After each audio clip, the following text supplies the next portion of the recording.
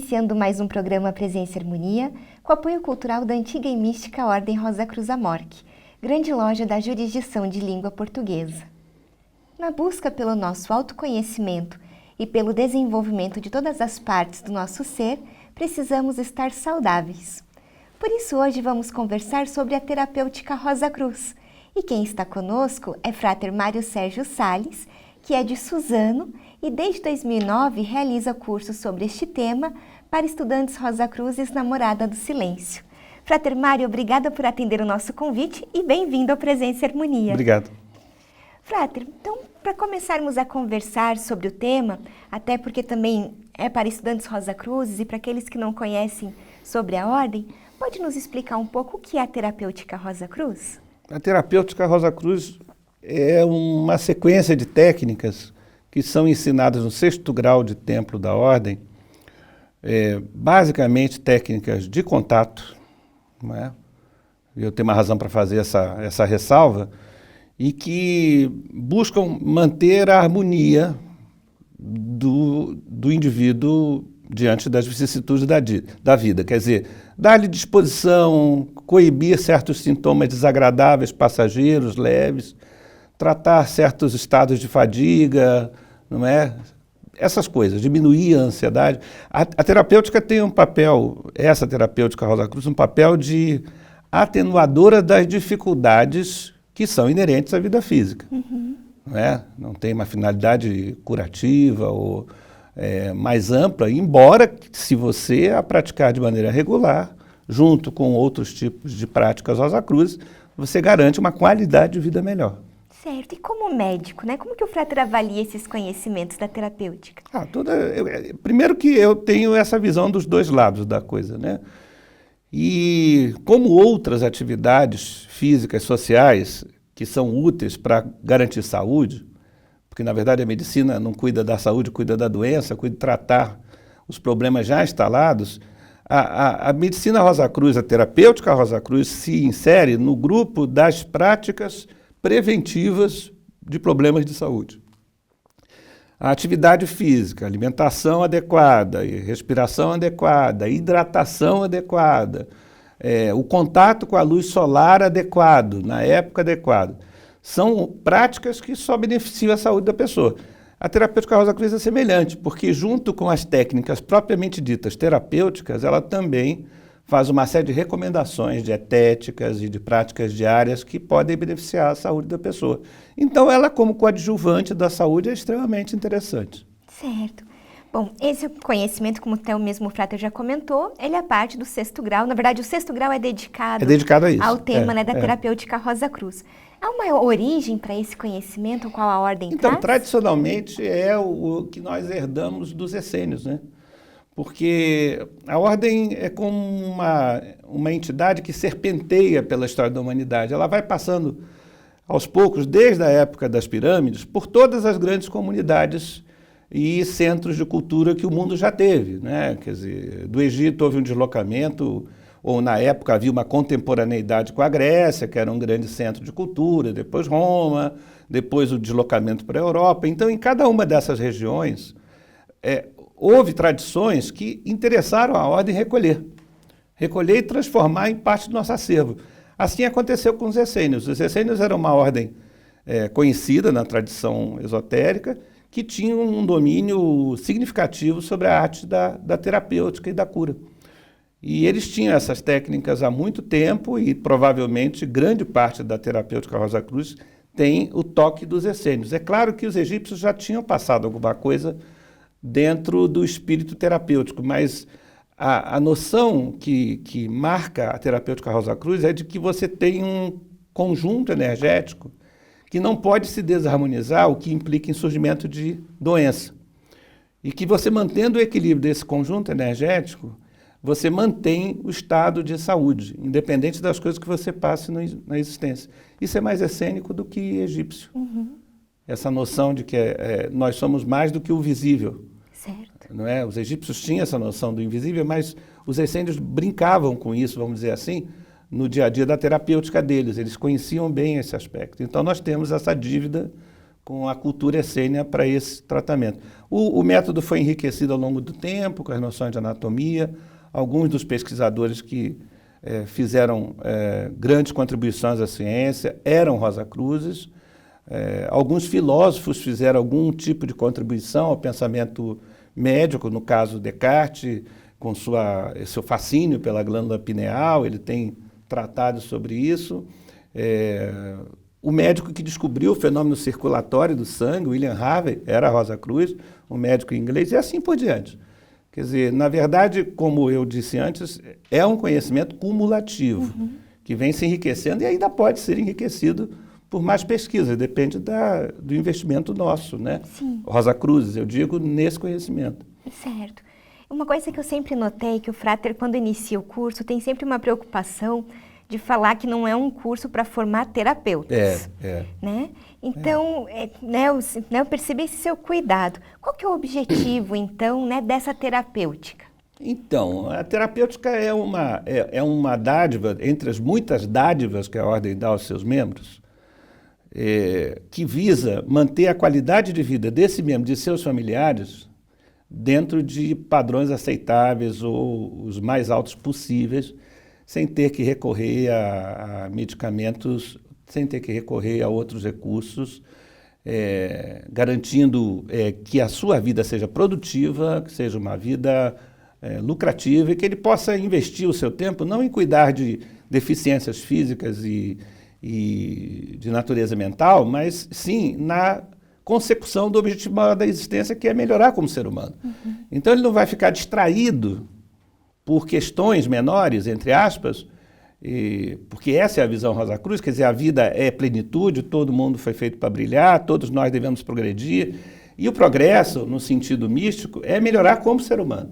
E se você está detido ou retardado por problemas físicos, problemas emocionais, você não consegue dar consecução ao objetivo maior da existência. Então, essa é a finalidade maior.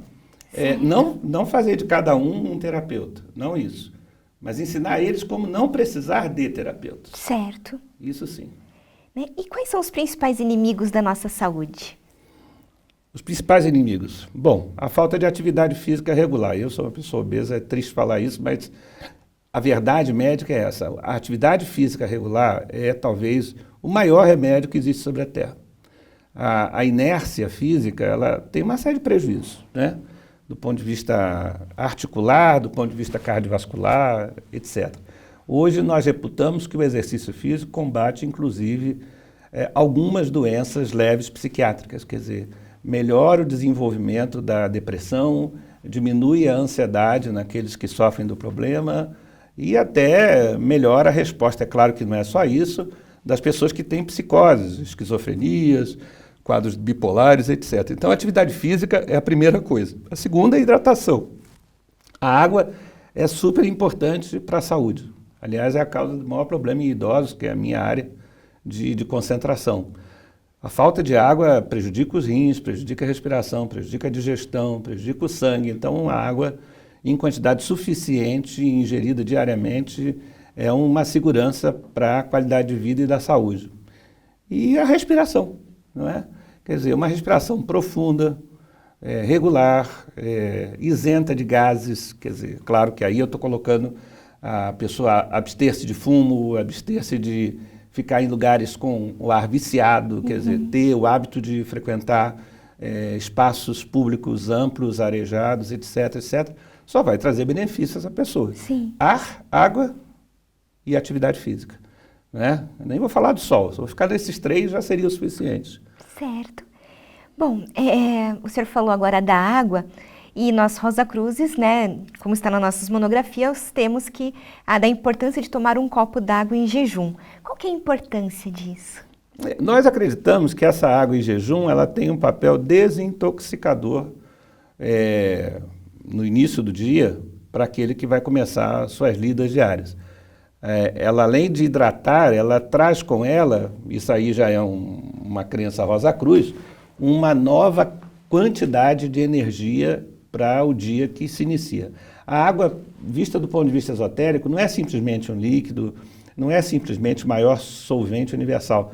Ela é também um transmissor de uma energia que nós na Rosa Cruz chamamos nous, e que pode ser condensada dentro da água. Quer dizer, nous está no sol, na luz solar, está no ar que a gente respira, mas a água condensa nous de uma forma que transforma esse nous num alimento que pode ser ingerido. Então a água que nós tomamos de manhã é uma ingestão de nous puro, de energia pura, nous quer dizer espírito em grego, que faz com que a pessoa se sinta preparada e desintoxicada para o dia que vai surgir. Isso é descrito com detalhes nas monografias. E ao falar da terapêutica, né, que relação que nós podemos estabelecer entre o nosso corpo físico e o psíquico? Então, eu costumo de brincadeira dizer que se não houvesse pescoço, não haveria relação, mas como existe o pescoço, tudo que está em cima desce, tudo que está embaixo sobe, tá? Desde Schopenhauer nós sabemos que tudo que está embaixo sobe mesmo e é sublimado na forma de pensamento, e Freud devolveu, dizendo que tudo que estava aqui acabava afetando o corpo com a manifestação do que na época se chamava histeria, né? Que hoje nós chamamos de síndrome de conversão. Então, assim, o papel da felicidade, ou melhor, da serenidade na saúde física é indiscutível. Quer dizer, uma pessoa tensa ou inquieta ou sem paz de espírito, vamos dizer assim, ela não consegue digerir bem o alimento, ela não consegue respirar, ela tem alterações do ritmo do coração, ela tem problemas circulatórios graves. No limite, ela vai ser levada a situações como derrame cerebral, por hipertensão arterial, distúrbios glandulares, né? E por aí vai. Então, é óbvio que quando eu olho para o paciente, isso não vale só para a terapêutica Rosa Cruz, vale para a medicina ortodoxa. Se eu olhar para o paciente só para baixo, só para o corpo, eu não estou olhando para um paciente, estou olhando para um corpo. E o paciente não é isso. O paciente é mais do que isso, quer dizer, o indivíduo é mais do que isso, né? Seja paciente ou não. Então, é óbvio que toda terapêutica que se preze, ela deve contemplar os dois aspectos do ser. O aspecto mental e espiritual e o aspecto físico. Os dois são apenas uma, vamos dizer assim, continuidade com níveis de densidade diferentes. Certo. Não é? Quer dizer, daqui embaixo você tem níveis mais grosseiros, entre aspas, né, que é da digestão, do movimento físico, que vão se sublimando, se tornando mais sutis no nível mental. Mas assim, não existiria a mente se não existisse o corpo para perceber o mundo. A mente se alimenta dessas percepções táteis, do calor, da dor, do frio, do que nós vemos, entendeu? Para elaborar as suas reflexões. E, ao mesmo tempo, se não houver equilíbrio mental, o corpo também não consegue viver, né? Sim. E o senhor falou agora da medicina tradicional. Que relação que a gente pode estabelecer, então, entre a medicina tradicional e a terapêutica Rosa Cruz? Ela é complementar, né? Porque, assim, a época que essa terapia foi elaborada e pensada como um conjunto de conhecimento, nós vivíamos um período heróico, vamos dizer assim, nas terapêuticas. Para você ter ideia, alguns dos maçons e Rosa Cruz mais conhecidos, um que fazia a ponte entre as duas ordens e era membro e fundador da Sociedade Inglesa para a Ciência, a Sociedade Científica Inglesa, Real Sociedade Inglesa para a Ciência, da qual Newton, Isaac Newton, nosso fráter de ordem e cientista, criador da teoria gravitacional e tal, era membro, né? Esse indivíduo que eu estou querendo citar, ele diz em um dos seus textos que ele estava muito abatido e doente, mas as sanguessugas tinham feito um bom efeito e agora se sentia melhor. Sanguessugas eram aranhas que eram colocadas na pele para, não é bem aranha, um tipo de lesma que fica sugando o sangue, porque na época acreditava-se que toda doença vinha de sangue que estivesse contaminado ou sujo e que quanto mais sangue se tirasse da pessoa, mais sujeira se retiraria e a pessoa melhoraria.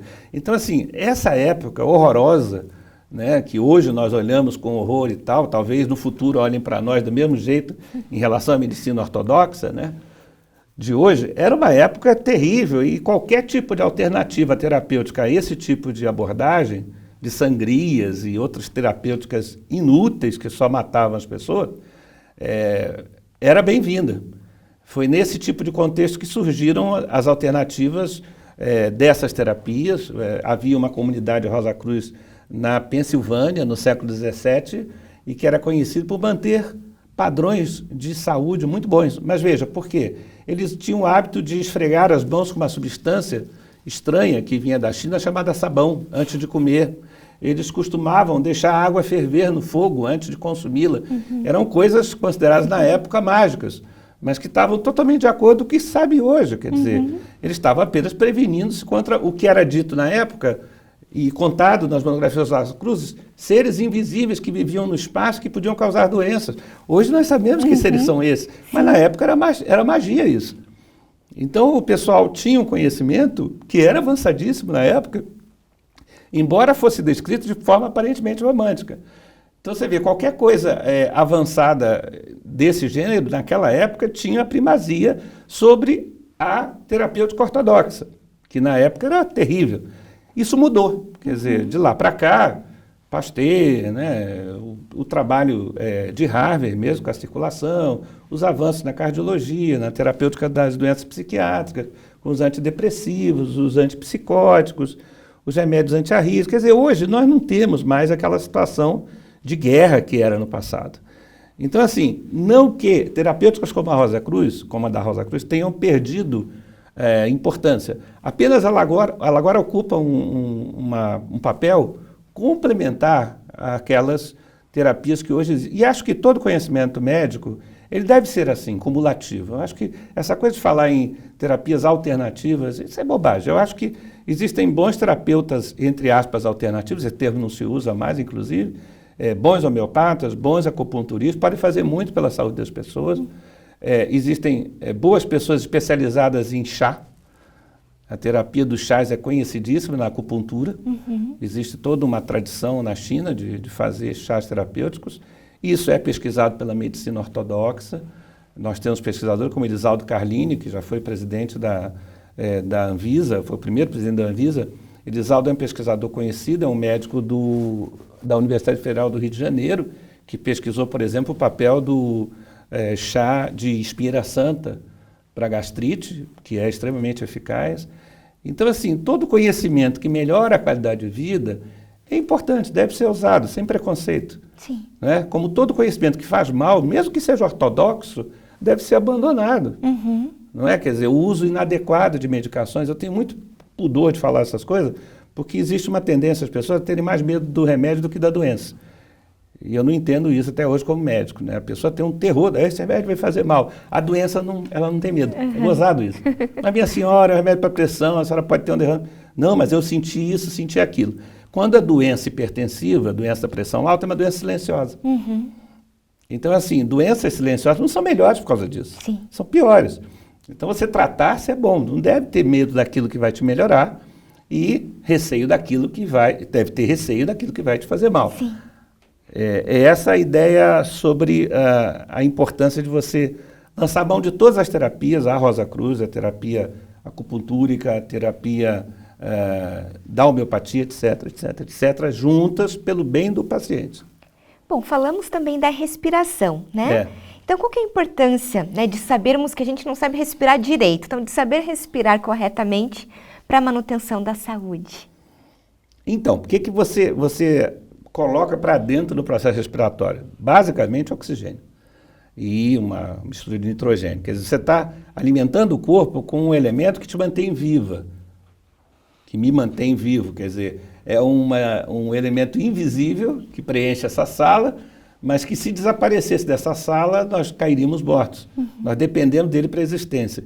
Respirar bem esse elemento é manter a qualidade das trocas vitais. Quer dizer, é por causa dele que nós temos capacidade de dar andamento aos processos que mantêm a existência. Os processos voluntários e involuntários, principalmente. Sim. Então, a respiração é fundamental. E todo mundo respira pela metade. Respira daqui do meio do pulmão para baixo. O professor Hermógenes falava muito disso. A respiração é curta, incompleta, não é? E insatisfatória. Então, respirar lentamente também depende de serenidade, você respirar direito. Você não pode estar ansioso, porque o ansioso hiperventila. Respira rápido demais, respira mal.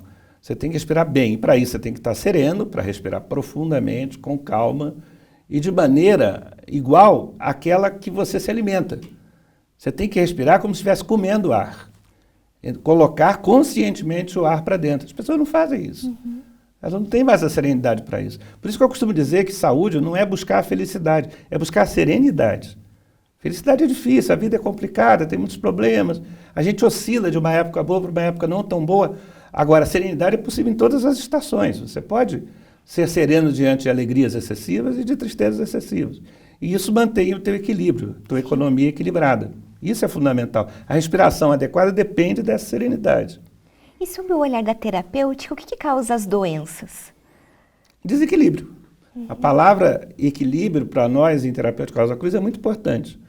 O símbolo do grau é um instrumento chamado néfer, que é uma espécie de harpa pequena, com cordas, 3 cordas só, e que lembra a harmonia da música na terapêutica. Lembrando um pouco de Platão, Platão falava isso no banquete.